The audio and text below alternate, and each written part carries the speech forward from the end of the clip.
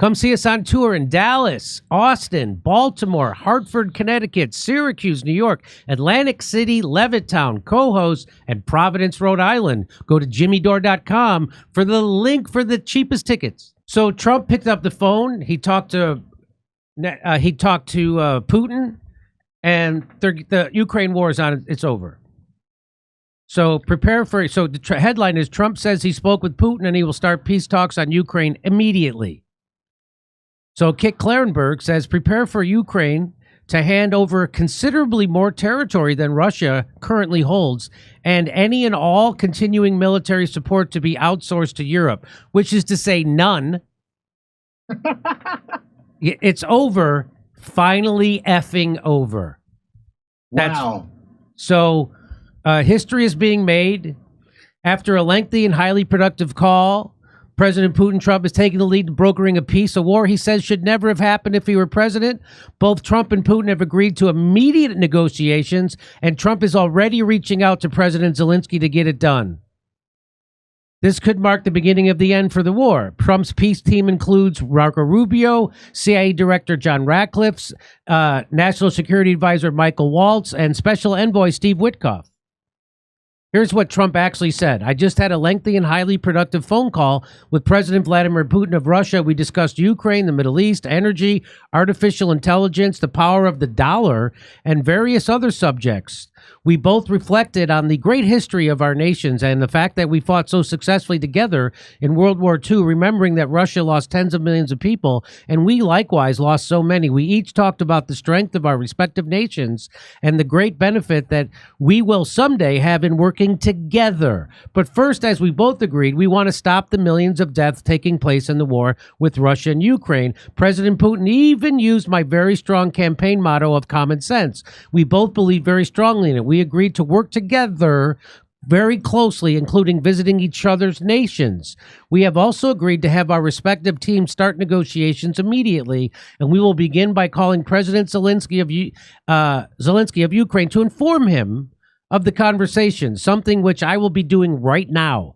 I have asked Secretary of State Marco Rubio, Director of the CIA John Ratcliffe, Michael, and so all those people to lead the negotiations, which I feel strongly I will be successful. Millions of people have died in the war. That would not have happened if I were president, but it did happen, so it must end. No more lives should be lost. I want to thank President Putin for his time and effort and respect this call and for this release yesterday of Mark Fogel, a wonderful man that I personally greeted last night at the White House. I believe this effort will lead to a successful conclusion, hopefully soon. So, as a show of good faith, Russia released that teacher that they've been holding since 2021. And here's from Zero Head, Zelensky offers a land swap with Putin to end the war. What? Hey, well, it's up to Ukraine, right? How it ends. That's what all the neocons said. So Yeah. if Ukraine wants to swap that land. So Zelensky said in comments published Tuesday that he's ready to swap territory with Russia as part of a deal to end the war. He described that if President Trump gets the warring sides to the negotiating table, we will swap one territory for another. When asked in the Guardian interview precisely which territories Kiev would demand back, Zelensky responded, I don't know. We will see. But all of our territories are important. There's no... In September 2022, Russia declared the annexation of 4 eastern Ukrainian territories, Donetsk, Kherson, Luhansk, and Zaporizhzhia. I don't know how to say that. Wow, so they're going to end up with less than they started with. Yep. They could have had... Including in population ground up into hamburger. They could have had a much better deal in... I think March or April of 2022 when the war started. What a resounding loss for NATO, and obviously it's worthless. In some of these areas, frontline war zones are still being fought, but the consensus is that Russia forces will soon conquer them fully as the Ukrainian army has been in slow but steady retreat. Moscow considers 4 territories to now be part of the Russian Federation, and they have been key to Putin's war aims, giving also that they are largely Russian-speaking from the start. Putin has stressed he will never give them up. Ukraine's cross-border offensive into Kursk, which sounds like when Popeye, it's like when he, oh boy, I wish I would Kursk. I'd Kursk, but there's a lady. I'd Kursk, but there's a lady here. To force the Kremlin to divide its forces in order to defend its land, but by and large, that didn't happen. Or in other words, Putin is not taking the bait. Instead, there have been it's all over. Time at the end of the day. It's all over. Zelensky makes similar statements in order to hide the true scale of disaster for the armed forces in this direction. While somewhat of an embarrassing blow for Moscow in the beginning, even in Kursk, events in Kursk have not caused the Kremlin leadership to panic. Instead, officials have constantly downplayed its strategic importance in a bigger context of the war.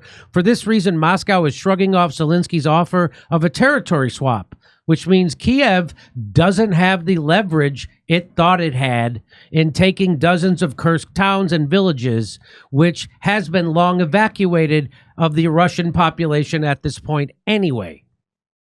So we're going to take all their minerals, so Lindsey Graham will be sated, and Russia's not giving them any land. So they're going to end up in the worst. Is Zelensky at least going to rehab? Is that at least going to happen? So this is the monumental shift. The U.S. finally renounces NATO membership for Ukraine after 17 years of trying.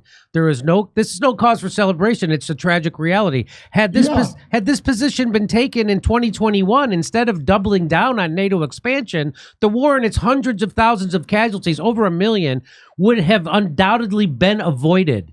And we know the U.S. could have taken this position then because they're doing it now.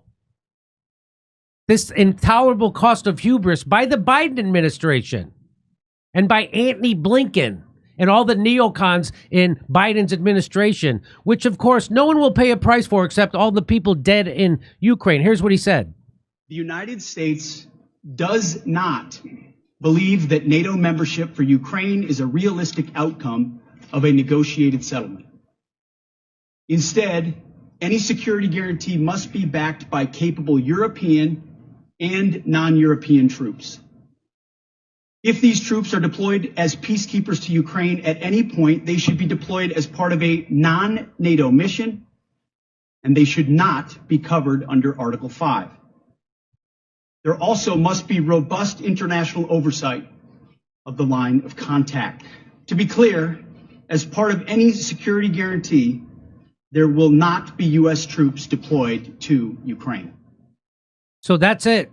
And you know what? As Aaron Mate says, hundreds of thousands of people would still be alive had Biden been willing to say this 3 years ago. Instead, Biden refused, fueled a proxy war, presided over Ukraine's decimation, and then turned around and said the Ukraine isn't ready to join NATO anyway.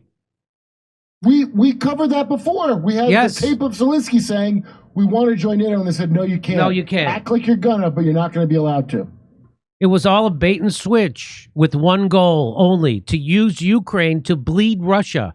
Whoever went along with this epic disaster, and that sadly includes progressive lawmakers and media, should ask themselves, was it worth it? No, it wasn't. And so here's Trump. So it's over. So it's all over. Donald Trump seems to be fulfilling the promises made, promises kept. He's going to end the Ukraine war. He's ending it. Could have happened 3 years ago. War would have never happened if he was president. Yeah, don't settle for just this, because this is just how it should have been. Yeah. Come see us on tour in Dallas, Austin, Baltimore, Hartford, Connecticut, Syracuse, New York, Atlantic City, Levittown, Cohost, and Providence, Rhode Island. Go to jimmydore.com for the link for the cheapest tickets.